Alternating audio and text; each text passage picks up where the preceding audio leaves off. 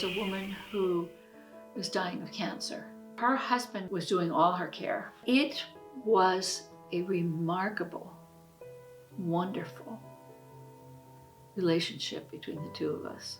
So I'd arrive, and then he'd go out, and we knew we had about 3 hours and when he would be coming back. And she was at a point where she knew she was going to die soon. The last day I saw her, she was asleep, and 2 days later, her husband called me, and he was sobbing, and he said that she had passed during the night.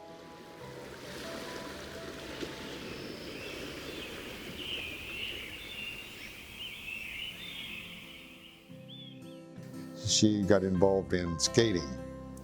Barbara became a skater, and she had a trainer, competed, and eventually she qualified even for the Olympics. She has Parkinson's. Hospice is a pretty wonderful organization. The hospice has respite for me, and I need it. And it also allows me some social outside of this room, because really this is the place I live, right in this room. We provide a wide array of services. Of course, we take care of the patients. We have nurses who take care of the patients, and that's part of a mainstay, if you'd like, of hospice. But we are much more than that. We provide respite for the caregivers by sending volunteers to the home. We provide medical equipment that a hospice patient can use. And on that level also, we provide this medical equipment to anyone in the community. The landing closet, as it used to be called, it's now a couple of warehouses actually, but the landing closet is available to anyone in the community who is in need of medical equipment. If we have it, we will lend it to people at no charge, as we have done for 40 years. We also provide grief and bereavement services to anyone in the community. Our hospice families, of course, after the death of their loved one, they benefit from the services, but we also provide the services to anyone in the community, regardless of the death, the type of death, the time since the death, the location. It's always free. Like all our services, we never charge anyone for anything. I see our hospice patients, so many of them, dealing with pain, dealing with the fear that they're going to die sometime soon. I've seen them learn to deal with it, to cope with it, and when they need help, to ask for help. And how glorious is that a human being can see themselves that powerful, that able to do it all the way to the end of their lives. We all can look beyond our own lives and try to be helpful and supportive to other humans, and I think hospice is very much a part of that. I think anyone who wants to stay at home and die with dignity should have all the support they possibly can to do that.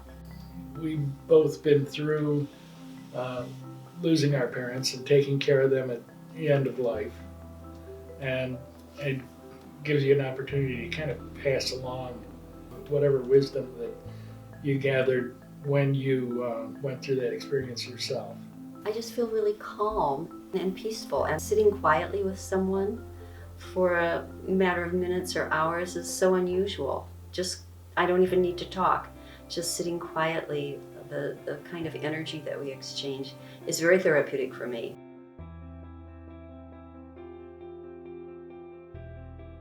Same with Stephen. He and I met on a gardening group online. He was retired too, and he'd lost his wife of 30 some years in the same month and year as I lost my husband. So I've had 2 grief episodes. Hospice just supports you in more ways than just somebody's in grief. There's a lot more to it. There's so many things that come up in your life that you need help to get through the grief so you can help other people too.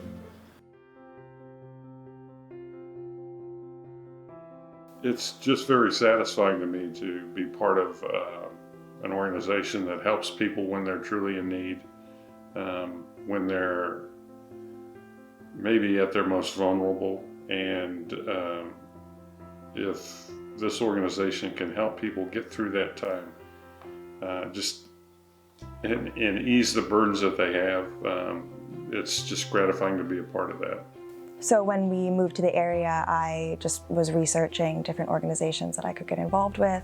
I sort of happened upon Volunteer Hospice, I think through just a Google search, and thought that the concept behind it all, that it's entirely volunteer run and that it's not just for people in hospice. Fell in love with how the hospice is actually giving help to people for free here in the community, and that's how I said, so this is the kind of work I would really love to get involved with. Actually, it's personal. It's more just the contact that I get with people. This job seems like it's a good outlet to help people. My brother died when he was 30 of cancer, and Port Angeles Volunteer Hospice in 1990 was there. And 2 years later, I started volunteering, and I've been doing it since 1993, I believe. In 40 years, we've accomplished a lot. I mean, we've grown. For example, we've grown from 2 patients to, this 125 on a daily average. We've grown from a few volunteers to 175 volunteers. She was a retired nurse. She was retired. Her last job in nursing was in home health. Rhonda, one of the volunteers, came and did Gail's nails, and another volunteer, Joy Helmer, came and spent time with Gail while I went to church. I mean, just doing just that little amount really meant all the difference.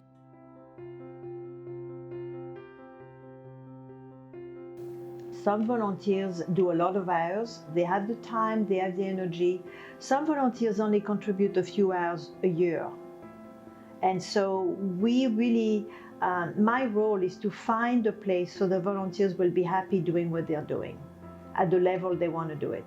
What's needed is simply a willingness to be present, an affinity for mankind, for understanding that it could be you in that bed, but right now it's not. Empathy, compassion, kindness. I think that working for hospice is really a very noble way of helping people. It's for me a really just very wonderful experience.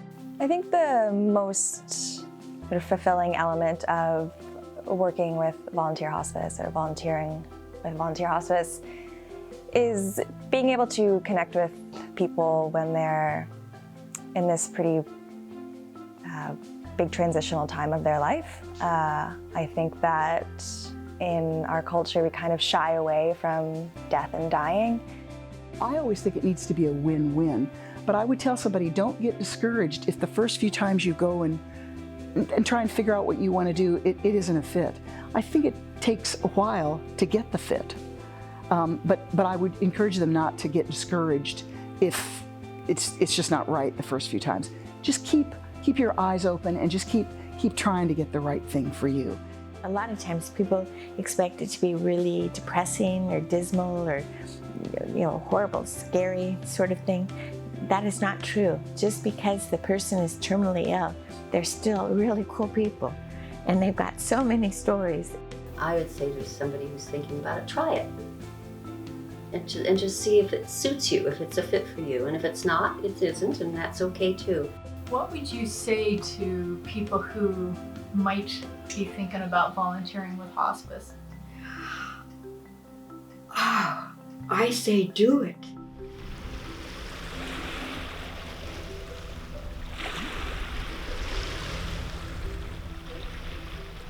To find the relevance in your last third of your life, if you're an older volunteer, to find the purpose, to ask yourself why you put your feet on the floor in the morning. What purpose are you serving, and how can you contribute with the knowledge you have, with the years on your back, with all that you've learned, and then share it. The thing that was most important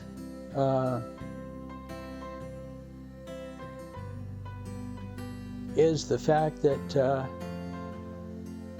Gail was able to be supported, and I was able to be supported, and she was able to have as much of a quality of life as she could to the very last. And it couldn't have been done without hospice support.